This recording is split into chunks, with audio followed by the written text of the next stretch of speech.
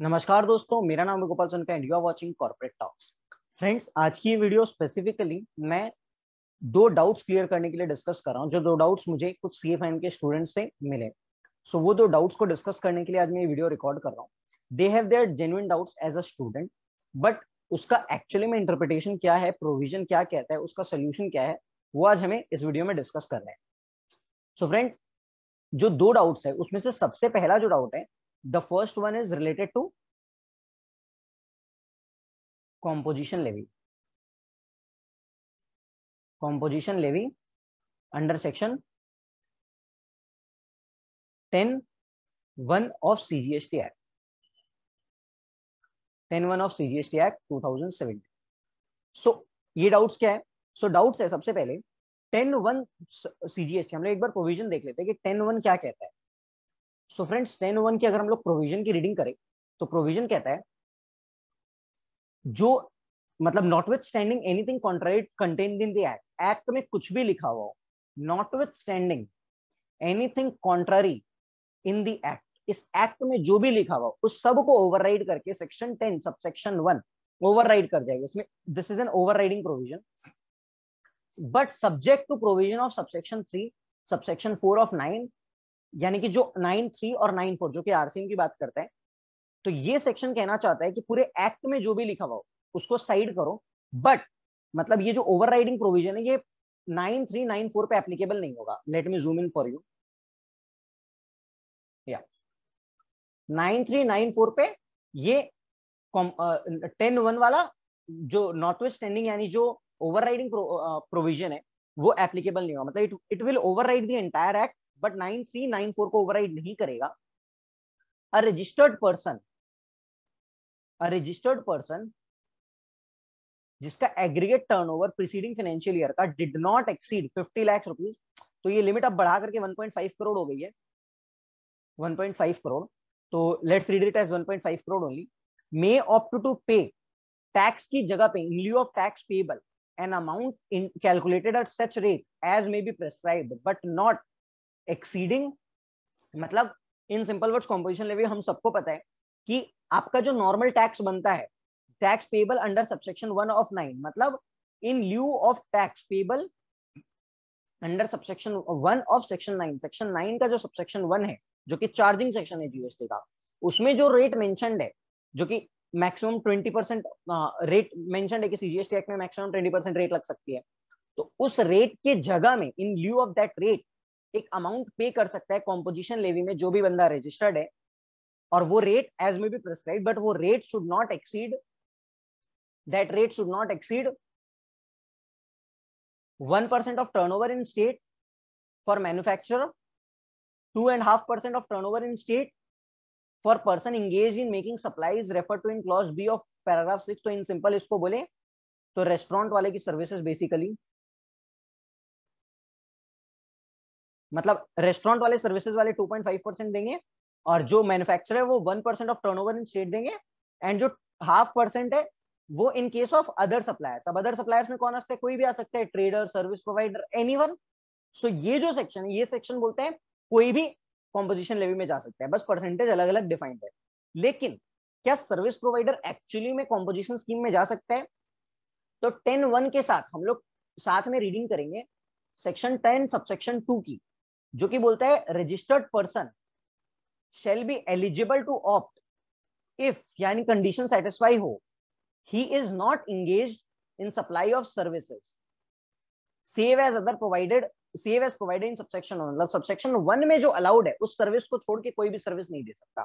Subsection 1 में specifically कौन सी सर्विस अलाउड है? Restaurant services. तो इसका मतलब वो बंदा रेस्टोरेंट सर्विसेज छोड़ करके कोई भी सर्विस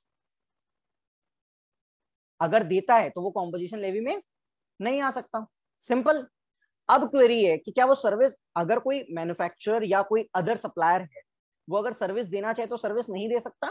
तो इसके लिए गवर्नमेंट ने इस चीज को थोड़ा सा रिलैक्स करने के लिए, बिकॉज मैं आपका अगर बैकग्राउंड बताऊं, say for example you are a mobile phone seller. अब मोबाइल फोन आप सेल कर रहे हो, उसके साथ आप आफ्टर सेल सर्विसेज देते हो, तो वो जो आपकी आफ्टर सेल सर्विस है वो एंसिलरी सर्विस है। इन दैट केस अगर आप 1 रुपए की भी सर्विस प्रोवाइड करोगे तो 10 सबसेक्शन 2 आपको डिनाई कर देगा, जो कि 10 सबसेक्शन 2 यहाँ पे हम लोगों ने देखा। वो बोलेगा कि अगर आप सर्विस प्रोवाइड कर रहे हो तो you are not eligible, you are not eligible for composition scheme. तो इसके लिए गवर्नमेंट ने क्या किया, 10 सबसेक्शन 1 में एक प्रोवाइजो लेके आई। 10 सबसेक्शन 1 में, जस्ट अ सेकेंड, हाँ, 10 सबसेक्शन 1 में गवर्नमेंट एक प्रोवाइजो लेके आई। Second proviso to 10 subsection 1,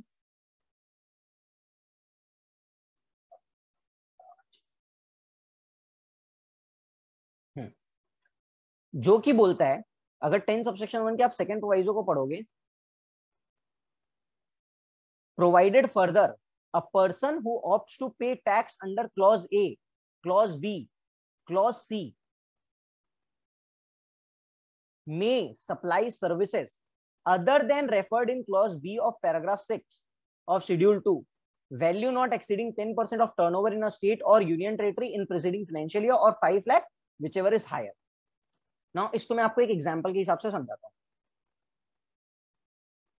Now let's suppose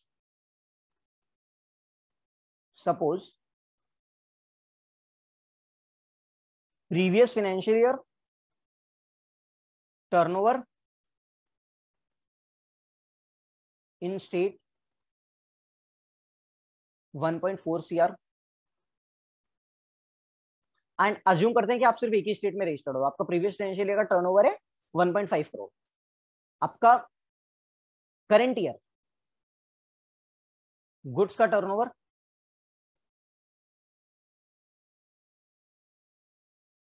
से फॉर एग्जांपल आपका करंट ईयर का, जो हम लोग कॉम्पोजिशन लेवी की बात करें, तो आपका करंट ईयर का टर्नओवर से 90 लाख एंड आपका सर्विसेज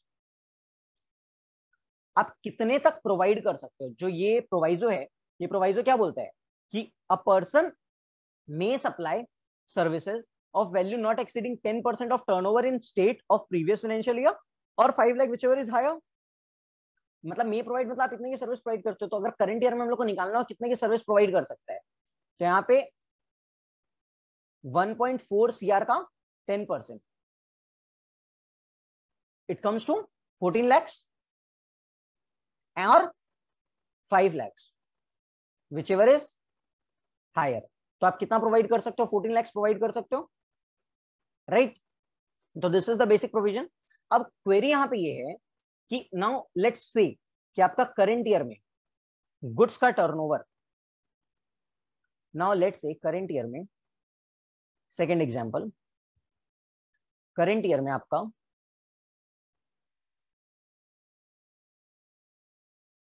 गुड्स का टर्नओवर हुआ से for example 3 lakh rupees and आपका सर्विसेज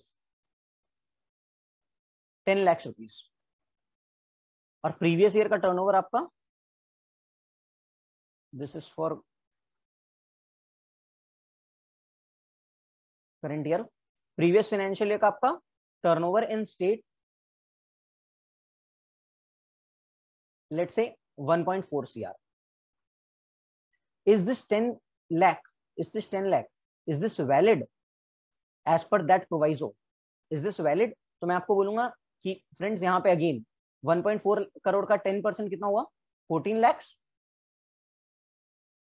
और 5 lakhs, जो भी दोनों में हायर अमाउंट है, हायर कम्स टू 14 lakhs, तो इट शुड बी अलाउड. अब क्वेरी ये है लोगों की, स्टूडेंट्स की, कि ये जो 3 lakhs है गुड्स का टर्नओवर और ये 10 lakhs है, क्या सर्विसेज का टर्नओवर आपका करंट ईयर का गुड्स के टर्नओवर से एक्स्ट्रा हो सकता है, उससे एक्सेस हो सकता है? तो आंसर है प्रोविजन की प्लेन रीडिंग कहती है बिल्कुल हो सकता है, बिल्कुल हो सकता है. प्रोविजन कहता है आपको प्रीवियस ईयर के टर्नओवर से कंपेयर करना है, प्रीवियस ईयर के टर्नओवर इन अ स्टेट से, उसका आप 10% लोगे और 5 lakhs व्हिचएवर इज हायर. तो इट इज एब्सोल्युटली करेक्ट, इसमें कोई कंफ्यूजन नहीं है कि नहीं हो सकता. फर्स्ट क्वेरी थी. सेकंड क्वेरी थी कि अब सेकंड क्वेरी हम लोग कोई अगेन एक एग्जांपल लेते हैं. Let's take an example. I am a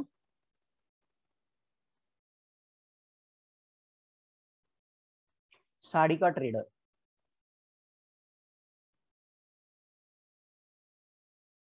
previous year का turnover in state again 1.4 CR, current year goods जो मेरा साड़ी का मैंने बेचा उसका मेरा आया 2 lakh rupees, just for hypothetical figures, for example मैं गुड्स का आया 2 लाख रुपीज, एंड मैं साड़ी का बिजनेस कर रहा हूं, एंड मैंने अलग से मैंने सर्विसेज, अभी सर्विसेज किस नेचर की हो सकती है, मैंने किसी का बिजनेस प्रमोशन कर दिया, मतलब मेरे पास एक कस्टमर आया, उसने बोला सर मेरा इस चीज का बिजनेस है, आप इसको प्रमोट करो, मैं आपको कमीशन दूंगा। मैंने सर्विसेज किया, और सर्विसेज का मेरा जो which is not related to माई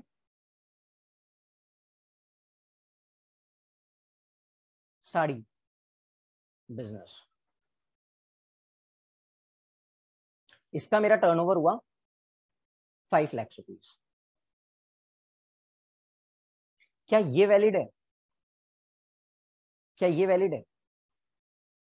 अब यहाँ पे लोगों के क्वेश्चंस ये आ रहे थे कि ये जो मैं टर्नओवर, यहाँ पे जो मैं टर्नओवर ले रहा हूँ 1.4 करोड़, जिसका मैं 10% निकाला 14 lakhs and 5 lakhs whichever is higher, तो ये मैंने जो निकाला, ये तो मैंने जो 1.4 करोड़ था, ये तो मेरा प्योरली गुड्स के बिजनेस से आया था, जो मेरा साड़ी का बिजनेस, और ये मेरा दूसरा बिजनेस है। क्या इसको मैं कंपाइल कर सकता हूँ, मतलब क्या मैं इसको एग्रीगेट करके इसके बेसिस में निकाल सकता हूँ मैं 1.5 करोड़ का 10% के लिमिट के अंदर में है, और 5 लाख whichever इज हायर के लिमिट के अंदर में है? या अगर मेरा साड़ी का बिजनेस है तो मैं साड़ी से रिलेटेड ही सर्विसेज प्रोवाइड कर सकता हूं, अदरवाइज मैं कोई और सर्विस प्रोवाइड नहीं कर सकता, मतलब there has to be nexus. तो फ्रेंड्स अगेन मैं आपको बोलूंगा, let us again go back to the basics. अब यहां पे बात आती है the simple rule of interpretation.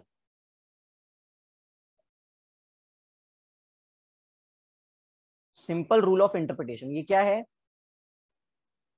Unless provision is ambiguous or contradictory obviously with other provisions, read it literally मतलब एकदम स्ट्रिक्ट सेंस में। तो नाउ अब हम लोग इसको लिटरली रीड करते हैं। प्रोविजन क्या बोलता है? एकदम बेसिक प्रोविजन डायरेक्टली क्या बोलता है? he may supply services। क्या यहाँ पे कहीं पे बोला हुआ है services has to be linked with the main business? In the GST, under GST अगर मैं आपको बोलूं तो जीएसटी में there is a no concept of business vertical. GST में पहले बिजनेस वर्टिकल का कॉन्सेप्ट था, बट बाद में इसको after amendment CGST amendment act 2018 business vertical concept has been remove. Business vertical बोल के कुछ नहीं है, एग्जिस्ट नहीं करता, बिजनेस वर्टिकल बोल के एग्जिस्ट नहीं करता। It means you can have sari का business, you can have consultancy business, you can have any other business, if it is under the same pen it is considered as one business. There is no need to take separate registration just because you have a different business vertical. They are not considered as separate just because they are separate line of business.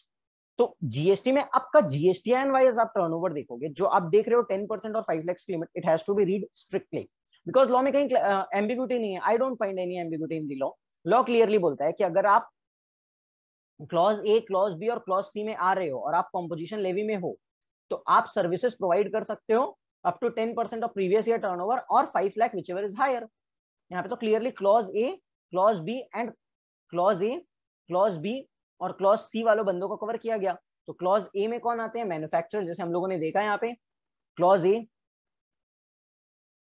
अगर आप clause ए में covered हो, clause B में covered हो या clause C में भी covered हो, किसी में भी आप कवर्ड हो तो आपको वो मिल जाएगा, सर्विसेज प्रोवाइड करने का ऑप्शन मिल जाएगा।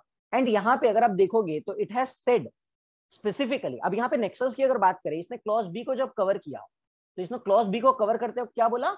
मे supply services other than those referred in clause B of paragraph 6 of schedule 2। But clause B तो इटसेल्फ उसी की बात करता है। क्लॉज बी तो अगर हम लोग यहाँ पे क्लॉज बी की बात करें तो क्लॉज बी तो स्पेसिफिकली बोलता है कि पैराग्राफ 6 वालों के लिए ही क्लॉज बी बना। तो पैराग्राफ 6 वालों ही सर्विसेज आप प्रोवाइड नहीं कर सकते उस प्रोवाइजो के अंदर में, वो लिमिट के अंदर में, because that is 100% allowed, that is 100% allowed in the main section. But वो लोग भी सर्विस प्रोवाइड कर सकते हैं, तो वो लोग कौन सी सर्विस प्रोवाइड करेंगे? Obviously other services which is not related to their business, मतलब तो अलग बिजनेस अलग सर्विस प्रोवाइड करेंगे ना, रेस्टोरेंट सर्विस के अलावा दे कैन प्रोवाइड। तो obviously I don't find any ambiguity. और अब यहाँ पे लोग बोलते हैं कि गवर्नमेंट की इंटेंशन ये थी, गवर्नमेंट की इंटेंशन थी कि आप लिंक्ड, जैसे मैंने मोबाइल फोन का एग्जांपल दिया। सो फ्रेंड्स, मैं आपको वापस रिपीट कर रहा हूँ, we read the intention of the government as it is provided in the act, in the law। Law के बाहर जाके इंटेंशन हम लोग तभी पढ़ते हैं जब लॉ में एम्बिग्यूटी हो, लॉ में कुछ क्लैरिटी नहीं। अगर यहाँ पे लिखा होता ही में प्रोवाइड सर्टेन सर्विसेज और वो प्रिस्क्राइब नहीं की होती, तब हम लोग इंटेंशन के पीछे जाते, या कुछ और लिखा होता। बट यहाँ पे लिखा ही में सप्लाई सर्विसेज, मतलब आप सर्विस, कोई भी सर्विस प्रोवाइड कर सकते हो। तो that was the one doubt that I came across with. And दूसरा एक doubt, I hope this is clear with you all. अगर आप लोगों को इसमें कुछ भी डिस्कशन करना हो, अगर आप लोगों को, आप इस बात से डिफर करते हो, if you want to discuss something else, if you want to discuss some other view on this particular doubt, you can definitely contact with me. Let's move on to second doubt. Second doubt is related to RCM on renting of motor vehicle। Motor vehicle renting पे, motor vehicle renting पे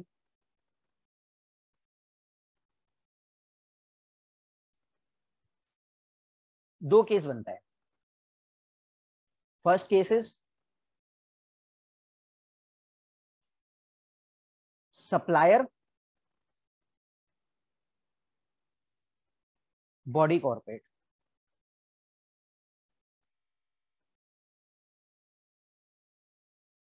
supplier non body corporate.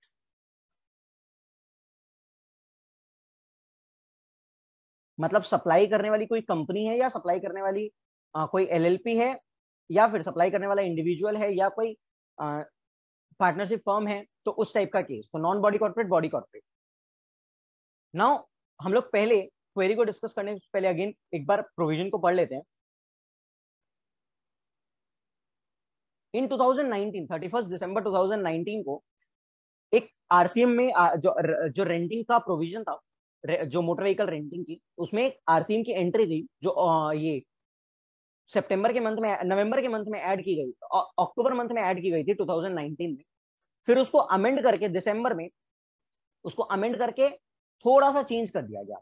And उसको amend करके entry जो की गई, जो amended entry, मैं आपके सामने एक बार अमेंडेड एंट्री पढ़ता हूं। हाँ, amended entry, services provided by renting, by way of renting of motor vehicle provided to a body corporate. मतलब प्रोवाइड कर रहे हैं हम लोग किसको? To the body corporate. It means recipient must be body corporate. Supplier of service कौन होगा? मतलब आरसीएम के लिए गवर्नमेंट ने तीन चीजें बोली। Category of supply of service को नोटिफाई किया कि किस कैटेगरी पे लगेगा, उसमें सप्लायर कौन होगा तब लगेगा, मतलब किस केस में लगेगा, मतलब सप्लायर कौन होना चाहिए, और रेसिपिएंट कौन होना चाहिए। Supplier any person other than body corporate, मतलब सप्लाई करने वाला बॉडी कॉर्पोरेट नहीं होना चाहिए, सप्लाई करने वाला बॉडी कॉर्पोरेट नहीं होना चाहिए। एंड रेसिपिएंट बॉडी कॉर्पोरेट होना चाहिए। Located in taxable territory, that's quite obvious. अगर हम लोग जिस बंदे पे टैक्स लगा रहे हैं, आरसीएम में रेसिपिएंट टैक्स देता है, जिस बंदे में टैक्स लगा रहे हैं, he has to be located in taxable territory so that हम लोग उससे टैक्स ले सकते। तो यहाँ पे प्रोविजन यही बोला कि any person other than body corporate अगर सप्लाई करता है, मतलब सप्लायर अगर any person other than body corporate है और वो टैक्स पे कर रहा है eight the rate of 2.5%, central tax है, मींस टोटल 5% टैक्स चार्ज करता है रेंटिंग ऑफ मोटर व्हीकल, और वो आईटीसी लेता है only of input services in the same line of business. अब इसके पीछे की कहानी मैं आपको बताता हूं। एक अगर हम लोग back to, if you go back to notification related to rates of tax on RCM, sorry, rates of tax on renting of motor vehicle, तो let me just draw a line। तो रेंटिंग ऑफ मोटर व्हीकल में दो rates prevail करती है, 5%, 12%। 5% अगर आप ITC same line of business का ले रहे हो, any ITC allowed.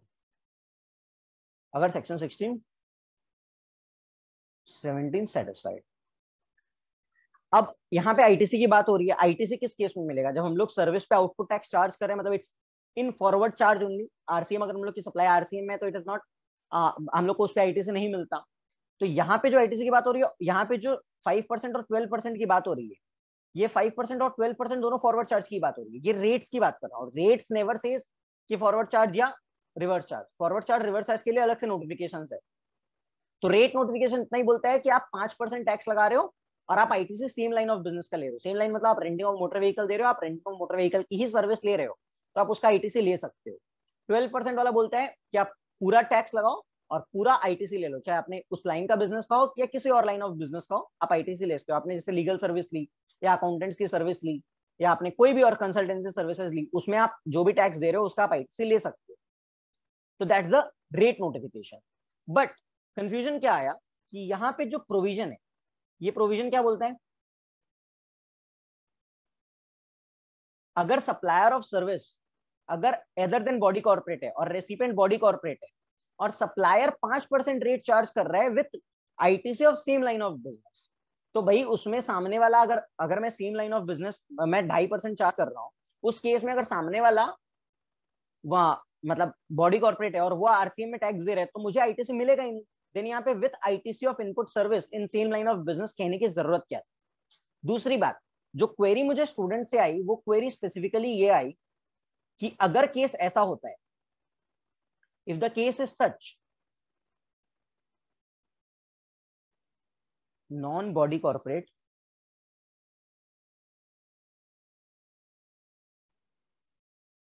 Renting service देता है बॉडी कॉर्पोरेट को,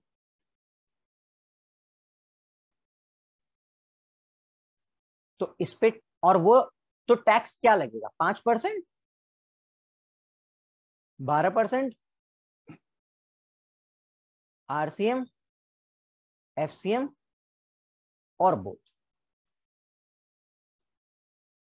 टू माई सरप्राइज, वो स्टूडेंट मतलब उस स्टूडेंट को someone has told to that student that वहां पे 5% लगेगा एंड आरसीएम भी लगेगा, फॉरवर्ड चार्ज भी लगेगा। मतलब बॉडी कॉर्पोरेट जो सप्लायर ऑफ सर्विस है, non body corporate, he will pay under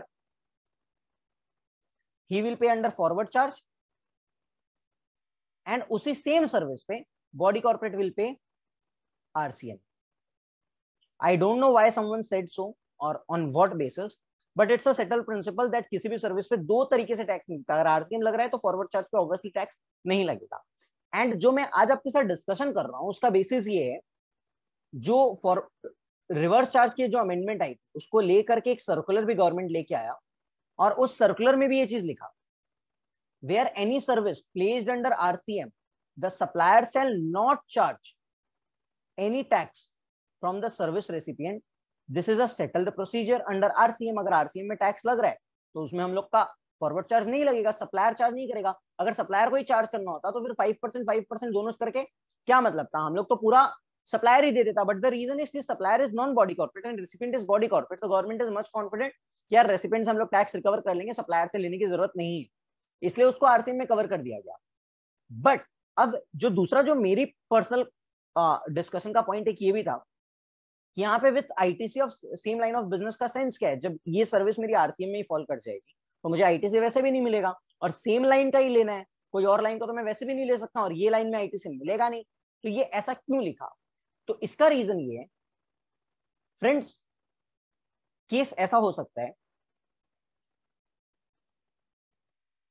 ये जो non body corporate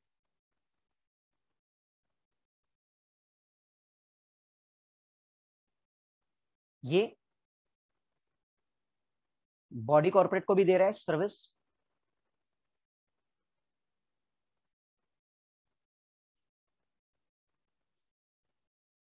non body corporate को भी दे रहा है।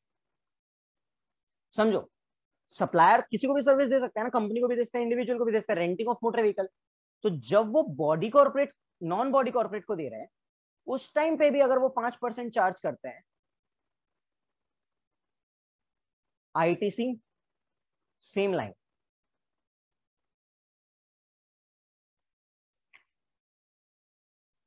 एक बंदा रेट्स अलग अलग चार्ज नहीं कर सकता सेम सर्विस पे, वो नॉन बॉडी कॉर्पोरेट से भी 5% चार्ज कर रहा है, आईटीसी सेम लाइन का ले रहा है, तो वो जो बॉडी कॉर्पोरेट को देगा, बॉडी कॉर्पोरेट को जो सर्विस देगा उस पे वो टैक्स नहीं लगाएगा, आरसीएम बॉडी कॉर्पोरेट देगा।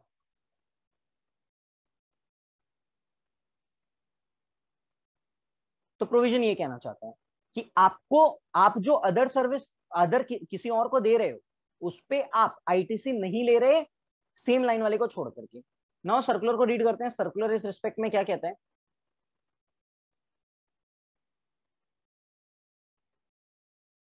सी, though a supplier providing service to a body corporate under RCM, वो आरसीएम में सर्विस जो बॉडी कॉर्पोरेट को दे रहे हैं वो तो आरसीएम में आएगा ही, but he may still be paying GST at the rate 5% on services supplied to other non body corporate.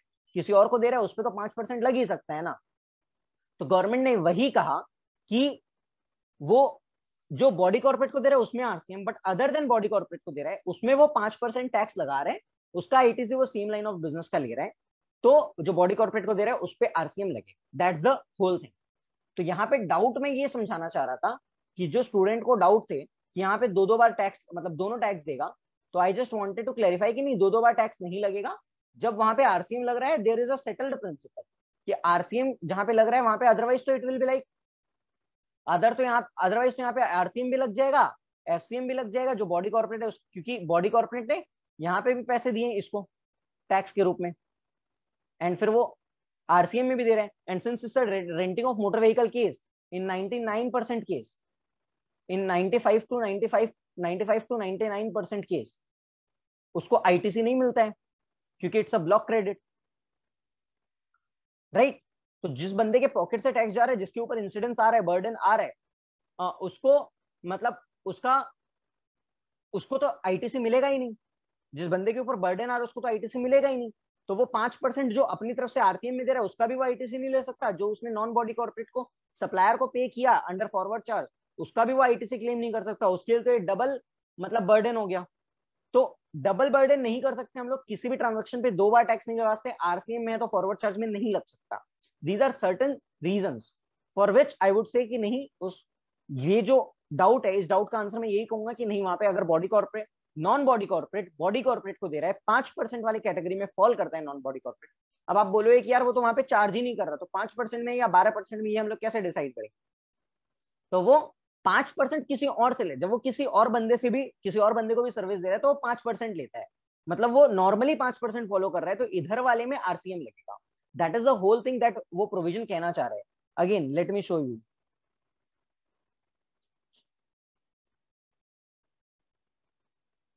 Just a second. या प्रोविजन यहाँ पे जो है, प्रोविजन इज वेरी क्लियर।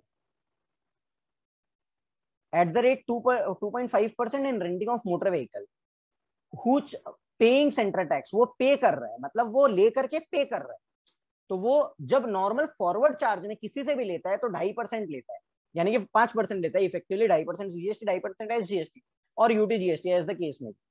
तब वो renting of motor vehicle service provided to body corporate by a non body corporate shall be under RCM, that shall be under RCM.